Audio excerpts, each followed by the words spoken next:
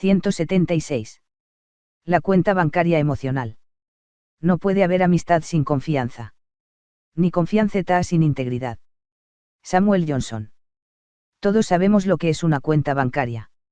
En ella efectuamos depósitos y constituimos una reserva de la que podemos exigir intereses generados por nuestros depósitos cuando los necesitamos. La cuenta bancaria emocional es una metáfora de la confianza incorporada de una relación. Es el sentimiento de seguridad que tenemos respecto de otro ser humano. Todos tenemos, metafóricamente hablando, una cuenta bancaria con cada persona que nos relacionamos, sea de orden laboral, afectivo, familiar o amistad. Para explicarlo le pido se imagine la cuenta emocional que tiene con su pareja, novia, esposa o lo que sea. Hacemos depósitos en nuestra cuenta mediante la cortesía, la bondad, la honestidad, manteniendo el compromiso personal con ellos. Esto genera un saldo a favor en nuestra cuenta. La confianza que tiene en usted crece por las acciones que realiza, depósitos emocionales, y usted puede apelar a esa confianza muchas veces, en el caso de que la necesite. Incluso puede equivocarse, retiro emocional, y ese nivel de confianza, de su saldo emocional, compensará la diferencia. Pero si tiene la costumbre de mostrarse descortés e irrespetuoso, de interrumpir, de exteriorizar reacciones desmesuradas, de ignorar a la otra persona, de comportarse con arbitrariedad, de traicionar su confianza, de amenazarlo, si en su vida no vale 2 céntimos, la otra persona, finalmente mi cuenta bancaria emocional quedará sin saldo. Antes de llegar a ceros, el nivel de confianza será muy bajo. ¿Qué flexibilidad puede esperar? Ninguno. Está paseando por un campo minado. Debo tener mucho cuidado con todo lo que dice. Sopesar cada palabra. Proteger su retaguardia. Y muchas organizaciones funcionan así. Muchas familias funcionan así.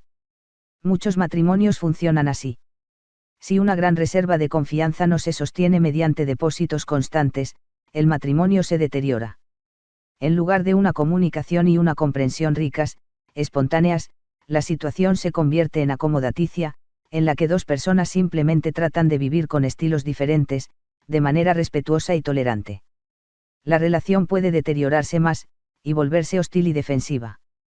La respuesta, de lucha o fuga, da origen a batallas verbales, portazos, mutismo, repliegue emocional y autocompasión. Puede terminar en una guerra fría en un hogar sostenido solo por los hijos, el sexo, la presión social o la protección de la imagen. O bien concluir en una guerra abierta en los tribunales, donde pueden librarse durante años amargas batallas legales que destruyen el ego, mientras cada una de las partes revive los pecados del otro excónyuge. Y esto ocurre en la relación más íntima, de mayor riqueza potencial, más gozosa, satisfactoria y productiva de todas las relaciones posibles en este mundo. Nuestras relaciones más constantes, por ejemplo el matrimonio, requieren los depósitos más constantes. Con expectativas que no menguan, los antiguos depósitos se evaporan. Cuando uno se encuentra con un antiguo compañero de la escuela media que no ha visto durante años, puede retomar la relación exactamente donde la había dejado, porque allí están todavía los antiguos depósitos. Pero las cuentas con las personas con las que interactuamos más frecuentemente requieren de depósitos más constantes. Las interacciones diarias o las impresiones que dejamos, de las que ni siquiera nos damos cuenta, determinan a veces intereses automáticos. Esto es especialmente cierto con respecto a los adolescentes. Supongamos que uno tiene un hijo adolescente y que las conversaciones normales con él siguen la línea de, limpia tu cuarto, abotónate la camisa, apaga la radio, ve a cortarte el pelo, y no te olvides de sacar la basura. Al cabo de un periodo de tiempo, los reintegros exceden en mucho a los depósitos. Ahora bien, supongamos que ese hijo está a punto de tomar algunas decisiones importantes que afectarán al resto de su vida. El nivel de confianza es tan bajo y la comunicación está tan cerrada, y es tan mecánica e insatisfactoria, que el jovencito simplemente no mostrará ninguna receptividad hacia sus consejos. Usted puede tener conocimientos y sabiduría para ayudarlo, pero como su cuenta está tan al descubierto, su hijo terminará tomando una decisión con una perspectiva emocional a corto plazo, de la que bien pueden resultar muchas consecuencias negativas a largo plazo.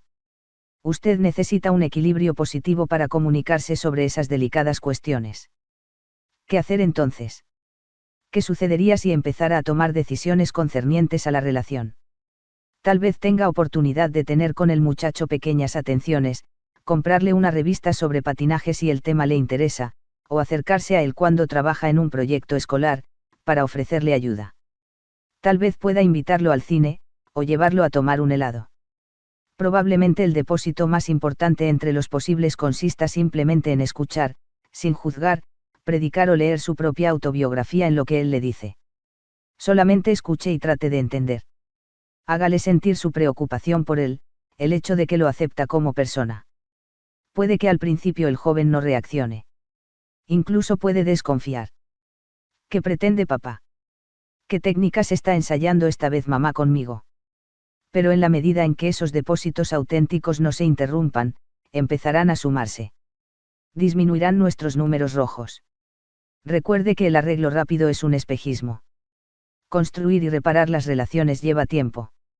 Si uno se impacienta por la falta de respuesta o la ingratitud aparentes, tal vez esté retirando grandes cantidades y anulando todo el bien que ha hecho. Después de todo, nuestros sacrificios fueron por ti. ¿Cómo puede ser tan ingrato? Tratamos de ser buenos contigo y tú actúas así. No puedo creerlo. Es difícil no impacientarse. Para ser proactivos, centrarse en el círculo de influencia y cultivar lo que crece, se necesita carácter, y no, tirar de las flores para ver cómo están las raíces. Pero en esto no hay en realidad ninguna posibilidad de arreglo rápido. La construcción y reparación de relaciones supone una inversión a largo plazo. 6 depósitos principales. Permítaseme sugerir 6 depósitos principales capaces de constituir una cuenta bancada emocional. Comprender al individuo. Uno de los depósitos más importantes que pueden hacerse consiste en procurar realmente comprender a la otra persona. Esta es la clave de todos los otros depósitos. Simplemente no sabemos en qué consiste, depositar, en otra persona hasta que se comprende al individuo. Lo que para usted podría ser un depósito, dar un paseo para hablar, ir a tomar un helado, trabajar juntos en un proyecto común, no siempre es percibido como tal por los otros. Incluso es posible que se perciba como un retiro, si no tiene que ver con los intereses o necesidades profundos de la persona. Lo que para alguien es una misión, para otro es una minucia. Cuando hacemos un depósito, lo que es importante para la otra persona debe ser tan importante para nosotros como lo es esa persona. Tal vez estemos trabajando en un proyecto de alta prioridad cuando nuestro hijo de 6 años nos interrumpe con algo que para nosotros es trivial, pero para él tiene mucha importancia. Se necesita del segundo hábito para reconocer y volver a comprometerse con el valor de esa persona, y del tercer hábito para subordinar nuestros horarios a esa prioridad humana. Al reconocer el valor que el propio niño asigna a lo que tiene que decir, demostramos comprenderlo, y de este modo efectuamos un gran depósito. Tengo un amigo cuyo hijo desarrolló un ávido interés por el béisbol. A mi amigo no le interesaba en absoluto. Pero un verano llevó al chico a ver jugar a los principales equipos de la liga. El viaje le llevó más de 6 semanas y costó mucho dinero, pero se convirtió en un vínculo fuerte de la relación. Al volver, a mi amigo le preguntaron, ¿tanto te gusta el béisbol? No, contestó él, pero me gusta mucho mi hijo. Otro amigo, un profesor universitario, mantiene con su hijo adolescente una relación terrible. Toda la carrera del hombre había sido esencialmente académica, y le parecía que su hijo malgastaba su vida dedicándose a trabajos manuales en lugar de desarrollar su mente. En consecuencia, casi constantemente presionaba al muchacho y, en momentos de arrepentimiento, intentaba realizar depósitos que no daban resultado. El jovencito percibía los gestos como nuevas formas de rechazo, comparación y juicio, y ello determinaba grandes reintegros. La relación se deterioraba destrozando el corazón del padre. Un día le hice conocer este principio de hacer que lo que es importante para la otra persona sea tan importante para uno como la persona misma. Lo grabó profundamente en su corazón. Comprometió a su hijo en el proyecto de construir una miniatura de la muralla china alrededor de la casa. No era sencillo, y los dos trabajaron codo con codo durante más de 1 año y medio. Gracias a tal experiencia de vinculación, el hijo pudo superar esa fase de su vida y desarrolló un enorme deseo de perfeccionar su mente. Pero el beneficio real se produjo en lo que sucedió en la relación. En lugar de ser un punto doloroso, se convirtió en una fuente de gozo y fuerza para padre e hijo. La regla de oro dice, trata a los otros como querrías que ellos te trataran a ti. Si bien superficialmente esto podría entenderse como hacer por los otros lo que queremos que ellos hagan por nosotros, creo que en un aspecto más esencial quiere decir que hay que comprenderlos profundamente en tanto individuos, como nosotros mismos querríamos ser comprendidos, y después tratarlos en los términos de esa comprensión. Un padre inteligente ha dicho sobre la educación de los hijos, hay que tratarlos a todos igual, es decir, a cada uno de modo diferente. Prestar atención a las pequeñas cosas. Las pequeñas bondades y atenciones son muy importantes. Las pequeñas asperezas, las pequeñas faltas de respeto, suponen reintegros importantes. En una relación, las cosas grandes son las cosas pequeñas. Recuerdo una noche que pasé con 2 de mis hijos hace algunos años. Era una salida organizada de padre e hijos, fuimos a ver gimnasia y lucha libre, a comer hot dogs, beber naranjada, y después al cine, un paseo verdaderamente completo. En medio de la película, mi hijo, que en aquel entonces tenía 4 años, se quedó dormido. Su hermano mayor, de 6, permaneció despierto hasta el final. A la salida cogí al menor en brazos, lo llevé al coche y lo tendí en el asiento trasero. Era una noche muy fría, de modo que lo cubrí con mi chamarra. Al llegar a casa, volví a llevar al pequeño en brazos y finalmente lo arropé en la cama. Después de que el mayor se pusiera su pijama, se cepillara los dientes y también se acostara, me tendí junto a él para hablar sobre el paseo. ¿Te ha gustado el paseo? Mucho, contestó. ¿Te has divertido? Sí. ¿Qué te ha gustado más? No sé. Me parece que la acrobacia sobre la cama elástica. Extraordinario, ¿no es cierto? Todas esas volteretas en el aire. No existió una respuesta adecuada de su parte. Me encontré tratando de hacer avanzar la conversación. Me preguntaba por qué mi hijo no se abría más. Por lo general lo hacía cuando sucedían cosas que le entusiasmaban. Yo me sentía un poco defraudado. Me parecía que algo andaba mal, él había estado muy callado mientras volvíamos a casa y, después, mientras se preparaba para acostarse. De pronto me dio la espalda, poniéndose de cara a la pared. Preguntándome por qué lo hacía, me puse de pie lo bastante deprisa como para ver lágrimas en sus ojos. ¿Qué es lo que anda mal, hijo? ¿Qué es? Se dio la vuelta, y advertí que se sentía algo azorado por las lágrimas y el temblor de sus labios y barbilla.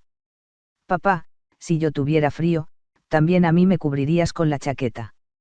De todos los acontecimientos de aquel especial paseo nocturno, lo más importante para él había sido un pequeño acto de cariño, una demostración momentánea e inconsciente de amor a su hermano pequeño. Para mí, aquello supuso entonces una lección personal y poderosa, y sigue siéndolo todavía.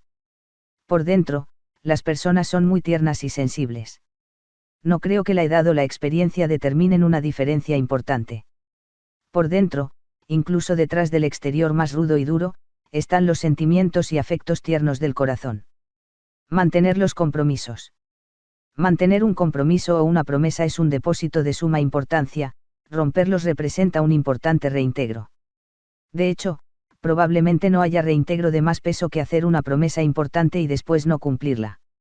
La próxima vez que volvamos a hacer una promesa, no nos creerán. La gente tiende a construir sus esperanzas en torno a promesas, en particular en promesas concernientes a su subsistencia básica. Como padre, he tratado de llevar a la práctica la filosofía de no hacer nunca una promesa que no pueda mantener. Por lo tanto, mis promesas son muy cuidadosas, muy pocas, y trato de ser consciente de todas las variables y contingencias posibles, de modo que no surja de pronto algo que me impida cumplirlas. A veces, a pesar de mis esfuerzos, aparece lo inesperado, creando una situación en la que sería insensato o imposible mantener la promesa hecha. Pero valoro esa promesa. De todos modos la mantengo o le explico abiertamente la situación a la persona involucrada, y le pido que me libere de la promesa que le hice. Creo que si el lector cultiva el hábito de mantener siempre las promesas que hace, tenderá puentes de confianza que pasen sobre las brechas de incomprensión que puedan existir entre él y su hijo. Entonces, cuando el pequeño quiera hacer algo que uno no quiere que haga, y cuyas consecuencias puede prever una persona madura, pero no el niño, podemos decirle, hijo, si haces esto, te aseguro que esto otro será el resultado. Si en ese niño se ha cultivado la confianza en la palabra de los padres, en sus promesas, seguirá el consejo. Aclarar las expectativas. Imagine las dificultades que debería afrontar si usted y su jefe tuvieran diferentes supuestos acerca de a quién le corresponde describir la tarea que usted hace.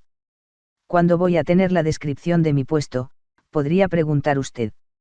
He estado esperando que me la trajera para discutirla, podría responder su jefe. Creo que describir mi puesto le corresponde a usted. Ese no es mi rol en absoluto. No se acuerda.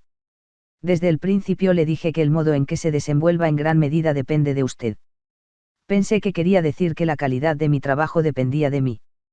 Pero ni siquiera sé en qué consiste realmente mi trabajo. Las expectativas poco claras en el área de las metas también socavan la comunicación y la confianza. Hice exactamente lo que usted me pidió que hiciera y aquí está el informe. No quiero un informe. La meta era resolver el problema, no analizarlo e informar sobre él. Creí que la meta era una buena caracterización del problema para que algún otro se hiciera cargo de la solución. ¿Cuántas veces hemos mantenido esta clase de conversaciones? Usted dijo. No, se equivoca. Yo dije. Pero no, usted nunca dijo que se suponía que yo. ¿Cómo que no? Yo claramente dije. Usted nunca mencionó. Pero si ese fue nuestro acuerdo.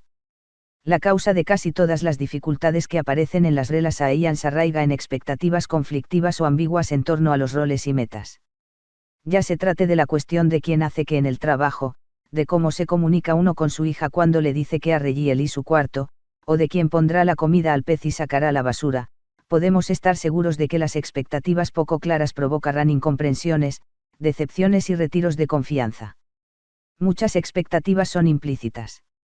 No han sido anunciadas o enunciadas explícitamente, pero sin embargo las personas las incorporan a una situación particular. En el matrimonio, por ejemplo, el hombre y la mujer tienen expectativas recíprocas respecto de sus roles. Aunque no se hayan examinado, y a veces ni siquiera reconocido por la persona que las alberga, satisfacerlas provoca grandes depósitos para la relación, mientras que violarlas representa reintegros. Por ello es tan importante, siempre que se ingresa en una situación nueva, poner todas las expectativas sobre la mesa. Las personas las utilizarán para empezar a juzgarse recíprocamente, y si sienten que se han violado sus expectativas básicas, la reserva de confianza disminuirá. Creamos muchas situaciones negativas al dar por sentado que nuestras expectativas son evidentes por sí mismas, y que los otros las comprenden y comparten claramente. El depósito consiste en comenzar con expectativas claras y explícitas. Esto supone una inversión real de tiempo y esfuerzo al principio, pero el ahorro de grandes cantidades de tiempo y esfuerzo para más adelante.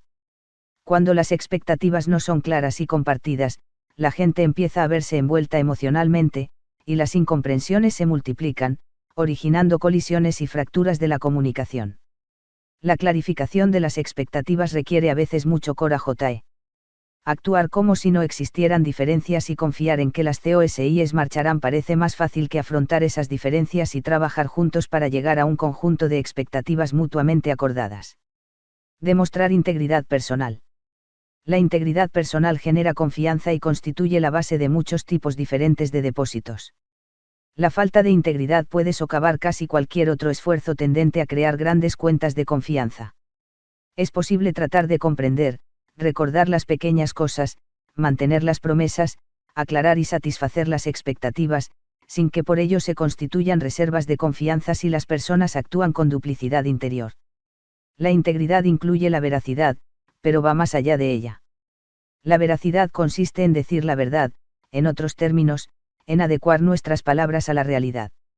La integridad consiste en adecuar la realidad a nuestras palabras, en otros términos, mantener las promesas y satisfacer las expectativas. Esto requiere un carácter integrado, una unicidad, primordialmente con uno mismo, pero también con la vida.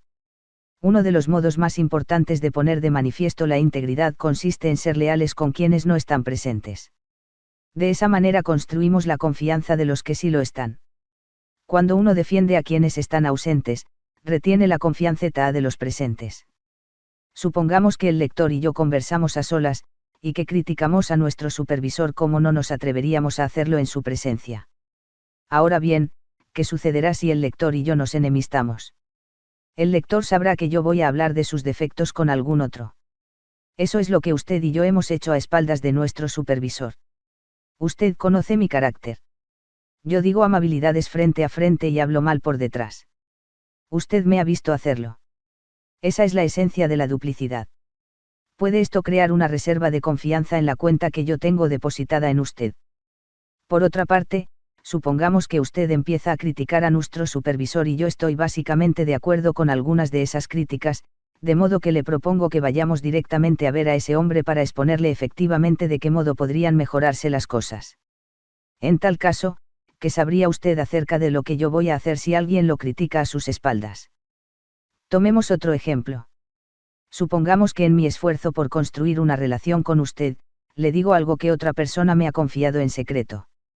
Realmente no debería decírselo, pero como usted es mi amigo. Esa deslealtad mía respecto de otra persona, acrecentaría mi cuenta de confianza en usted.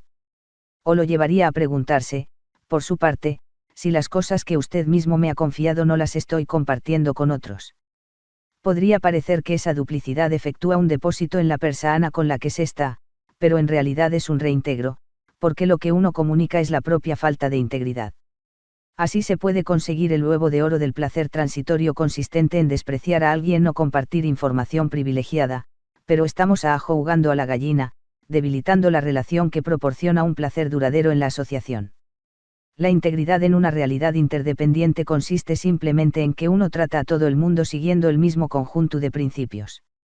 Cuando lo hagamos, las personas llegarán a confiar en nosotros.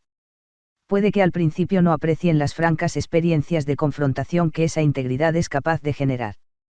La confrontación exige un considerable coraje, y muchas personas preferirían seguir la vía de la menor resistencia, desmereciendo y criticando, traicionando confidencias, o participando en el chismorreo sobre otros a espaldas de ellos. Pero, a largo plazo, la gente confiará en nosotros y nos respetará si somos veraces, abiertos y amables con ella. Importamos lo bastante como para que valga la pena la confrontación. Y se dice que poseer la confianza de alguien es más que poseer su amor. A largo plazo, estoy convencido de que quien tiene la confianza también tendrá el amor. Cuando mi hijo era muy pequeño, a menudo me hacía una pregunta muy profunda. Cada vez que yo reaccionaba ante alguien desmesuradamente, o demostraba una gran impaciencia o descortesía, él se mostraba tan vulnerable y franco, y nuestra relación era tan buena, que simplemente me miraba a los ojos y me decía, «Papá, ¿me quieres?». Si le parecía que yo estaba violando un principio básico de la vida con respecto a algún otro, se preguntaba si no lo violaría también respecto de él. Como maestro y como padre, he descubierto que la clave de los 99 es el restante uno, en particular ese uno que pone a prueba la paciencia y el buen humor de los muchos. Es el amor y la disciplina del uno, estudiante o hijo, lo que transmite amor a los otros. El modo en que tratamos al uno, revela el modo en que consideramos a los 99 restantes, porque en última instancia cada uno de ellos es un uno. Integridad significa también evitar toda comunicación engañosa, desleal o que no respete la dignidad de las personas. Según la definición de la palabra, mentira es toda comunicación que intenta engañar. Ya nos comuniquemos con palabras o conductas, si somos íntegros, nunca podremos intentar el engaño. Disculparse sinceramente cuando realiza un retiro de la cuenta. Cuando realizamos retiros de una cuenta bancaria emocional, debemos disculparnos y hacerlo sinceramente. Las siguientes palabras sinceras representan depósitos considerables. Me equivoqué. No fue amable por mi parte. Fui irrespetuoso. No respeté su dignidad, lo lamento profundamente. Te avergoncé frente a tus amigos, sin ningún derecho. No debí hacerlo, ni siquiera para demostrar que yo tenía razón. Discúlpame. Se necesita mucha fuerza de carácter para disculparse con rapidez, de todo corazón y no de mala gana. Para disculparse auténticamente es necesario ser dueño de uno mismo y tener una seguridad profunda respecto de los principios y valores fundamentales. Las personas con poca seguridad interior no pueden disculparse, porque ello las lleva a sentirse demasiado vulnerables. Les parece que se muestran blandas y débiles, y temen que los otros se aprovechen de su debilidad. Su seguridad se basa en las opiniones de los otros, y les preocupa lo que ellos puedan pensar. Además, por lo general, se sienten justificadas en lo que han hecho. Justifican su propio error con el error de algún otro. Y si llegan a disculparse, lo hacen superficialmente. Si vas a hacer una reverencia, que tu inclinación sea pronunciada, dice la sabiduría oriental. Paga hasta la última moneda, dice la ética cristiana. Para constituirse como depósito, la disculpa tiene que ser sincera. Y tiene que percibirse como sincera. Leo Ruskin enseñó que, el débil es el cruel. La amabilidad solo puede esperarse del fuerte. Una tarde me encontraba escribiendo, en el escritorio de mi casa, sobre el tema de la paciencia. Oía a los chicos corriendo de aquí para allá y haciendo ruido. Sentía que mi propia paciencia empezaba a desvanecerse.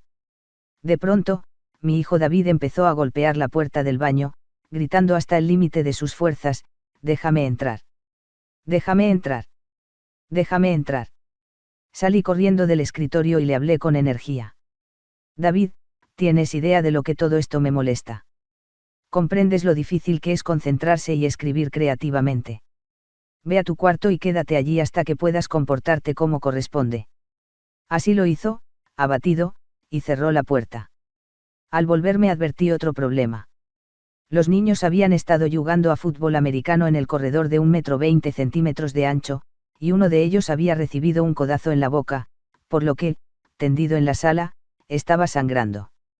Descubrí que David había ido al baño a buscar una toalla mojada. Pero su hermana María, que se estaba duchando, no quiso abrirle. Al comprender que yo había interpretado la situación de un modo totalmente erróneo y que había exagerado mi reacción, de inmediato fui a disculparme con David. En cuanto abrí la puerta, lo primero que me dijo fue: «No quiero perdonarte». «¿Por qué no, hijo?», pregunté. Con toda sinceridad, no me había dado cuenta de que querías ayudar a tu hermano. «¿Por qué no me perdonas?». «Porque hiciste lo mismo la semana pasada», fue la respuesta. En otras palabras, lo que estaba diciendo era: «Papá, tu cuenta está en números rojos, hablando a tu modo no vas a zafarte de un problema que tú mismo has creado con tu conducta». Las disculpas sinceras representan depósitos, las disculpas reiteradas e interpretadas como insinceras representan retiros. Y la calidad de la relación lo refleja. Una cosa es cometer un error, y otra muy distinta no admitirlo. La gente perdona los errores, porque los errores suelen ser cosas de la mente, del juicio. Pero no se perdonan fácilmente los errores del razón, la mala intención, los malos motivos, la justificación que por orgullo pretende encubrir el error. Las leyes del amor y las leyes de la vida. Cuando efectuamos depósitos de amor incondicional, cuando vivimos las leyes primordiales del amor, también estamos animando a otros para que lo hagan. En otras palabras, cuando verdaderamente amamos a los demás sin poner condiciones, sin ataduras, los ayudamos a sentirse seguros, a salvo, validados y afirmados en su mérito esencial, en su identidad e integridad.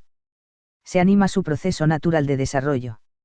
Les facilitamos la vivencia de las leyes de la vida: cooperación, contribución, autodisciplina, integridad, y a descubrir y ser fieles a lo mejor y más importante de su propio interior. Les otorgamos la libertad de actuar sobre la base de sus propios imperativos internos, en lugar de reaccionar a nuestras condiciones y limitaciones. Esto no significa que seamos permisivos o blandos, lo cual es en sí mismo un reintegro importante. Aconsejamos, imploramos, establecemos límites y consecuencias. Pero amamos a cualquier precio. Cuando violamos las leyes primordiales del amor, cuando imponemos ataduras y condiciones a ese don, en realidad animamos a los otros a violar las leyes primordiales de la vida. Los colocamos en una situación defensiva y reactiva en la que sienten que tienen que demostrar: yo importo como persona, independientemente de ti. En realidad, no son independientes. Son contradependientes, esto es otra forma de dependencia. Se vuelven reactivos, casi centrados totalmente en el enemigo, más preocupados por defender sus derechos, y por producir pruebas de su individualidad, que por escuchar proactivamente y por hacer honor a sus propios imperativos internos. La rebelión es un nudo del corazón, no de la mente. La clave es efectuar depósitos continuos de amor incondicional. Tuve un amigo que era decano de una escuela muy prestigiosa. Durante años planificó y ahorró para que su hijo tuviera la oportunidad de asistir a esa misma institución, pero, cuando llegó el momento, el muchacho se negó a hacerlo. Esto preocupó profundamente al padre. Graduarse en esa escuela representaba para el joven una gran ventaja. Además se trataba de una tradición familiar. 3 generaciones anteriores habían estudiado en aquel establecimiento. El padre arguyó, exhortó y habló. También trató de escuchar a su hijo para comprenderlo, confiando siempre en que el muchacho cambiaría de opinión. Sutilmente, estaba transmitiendo un mensaje de amor condicional. El hijo sentía que, en alguna medida, el deseo del padre acerca de que él estudiara en esa escuela era mayor que el valor que le asignaba como persona y como hijo, lo que resultaba terriblemente amenazante. En consecuencia, luchó por su propia identidad e integridad, intensificando sus esfuerzos y reforzando su resolución para areicionalizar su decisión de no inscribirse en la institución. Después de un intenso autoanálisis, el padre optó por hacer un sacrificio, renunciar al amor condicional. Sabía que el hijo podría no efectuar las elecciones que él deseaba, sin embargo, padre y madre resolvieron amar al hijo incondicionalmente, con independencia de su elección. Resultaba extremadamente difícil, porque el valor de la experiencia educativa del joven estaba muy cerca de sus corazones, y porque se trataba de algo que habían planeado y por lo que habían luchado desde su nacimiento. Padre y madre atravesaron un proceso muy difícil de reescritura del guión, luchando por comprender realmente la naturaleza del amor incondicional. Le dijeron al muchacho lo que estaban haciendo y por qué, y también que habían llegado a un punto en el que podían decir con toda honestidad que la decisión que tomara no afectaría ni en lo más mínimo el amor incondicional que experimentaban por él. Ellos no hacían eso para manipularle, para ponerlo en orden. Lo hacían como prolongación lógica de su crecimiento y de su carácter. El muchacho casi no reaccionó en aquel momento, pero en ese punto sus padres poseían un paradigma tal de amor incondicional que sus sentimientos no podían variar por ello. Más o menos una semana después, el hijo les confirmó su decisión de no ir a aquella escuela. Ellos estaban perfectamente preparados para tal respuesta, y siguieron demostrándole un amor incondicional. Todo estaba en orden, y la vida continuó normalmente. Al cabo de poco tiempo, ocurrió algo interesante. Como el chico ya no sentía la necesidad de defender su posición, sondeó más profundamente su interioridad y descubrió que en realidad quería pasar por aquella experiencia educativa. Solicitó el ingreso en la escuela, y después se lo comunicó al padre, quien de nuevo demostró su amor incondicional al aceptar totalmente la decisión del hijo. Mi amigo se sintió feliz, pero no en exceso, pues había aprendido verdaderamente a amar sin condiciones. Dag Hammarskjöld, exsecretario general de las Naciones Unidas, formuló cierta vez una observación profunda y de amplio alcance: es más noble entregarse por completo a un individuo, que trabajar con diligencia por la salvación de las masas. Entiendo que esto significa que puedo dedicar 8, 10 o 12 horas al día, 5, 6 o 7 días a la semana, a los millares de personas y proyectos que están, allí afuera, y sin embargo no tener una relación profunda, significativa, con mi esposa, mi hijo adolescente o mis compañeros de trabajo más próximos. Y requeriría más noble zeta de carácter, más humildad, coraje y fuerza, reconstruir esas relaciones singulares, que seguir consagrando todas esas horas a una multitud de personas y causas. En 25 años de asesoramiento a organizaciones, siempre me ha impresionado el poder de ese enunciado. Muchos de los problemas de las organizaciones provienen de dificultades de relación en la cumbre, entre los dos socios de un estudio profesional, entre el propietario y el presidente de una compañía, entre el presidente y el vicepresidente ejecutivo. Verdaderamente se necesita más nobleza de carácter para afrontar y resolver esas cuestiones que para continuar trabajando con diligencia a favor de los muchos proyectos y personas que están, allí afuera. Cuando tropecé por primera vez con la frase de Hammarskjöld, yo estaba trabajando en una organización en la que las expectativas entre el individuo que era mi mano derecha y yo mismo no estaban muy claras. Yo simplemente no tuve el coraje de afrontar nuestras diferencias de expectativas de roles, metas y valores, particularmente en lo concerniente a nuestros métodos de administración. De modo que trabajé algunos meses siguiendo arreglos transitorios para evitar lo que podría convertirse en una confrontación muy desagradable, mientras en el interior de aquel hombre y en el mío se desarrollaban sentimientos negativos. Después de leer que es más noble entregarse completamente a un individuo que trabajar con diligencia por la salvación de las masas, me sentí profundamente influido por la idea de reconstruir esa relación. Tenía que pertrecharme bien para lo que me esperaba, porque sabía que iba a ser realmente difícil sacar a la luz los problemas y lograr una comprensión y un compromiso profundos y compartidos. Recuerdo haber temblado antes de la visita. Él parecía un hombre muy duro, muy convencido de sus propios métodos y sus aptitudes. Temía que una confrontación amenazara nuestras relaciones y que como consecuencia yo perdiera su colaboración. Realicé un ensayo general mental de la visita que esperaba, y finalmente tomé posiciones en mi interior en lo referente a ciertos principios, pero no a la práctica de lo que iba a decir y hacer. Después alcancé un estado de paz mental y me sentí con el coraje suficiente para emprender la comunicación. Cuando nos reunimos, para mi sorpresa total, descubrí que aquel hombre había atravesado el mismo proceso, y también deseaba mantener esa conversación. Era cualquier cosa menos duro y autodefensivo. Sin embargo, teníamos estilos administrativos considerablemente distintos, y toda la organización estaba reaccionando a esas diferencias. Ambos reconocimos los problemas que nuestra desunión había originado.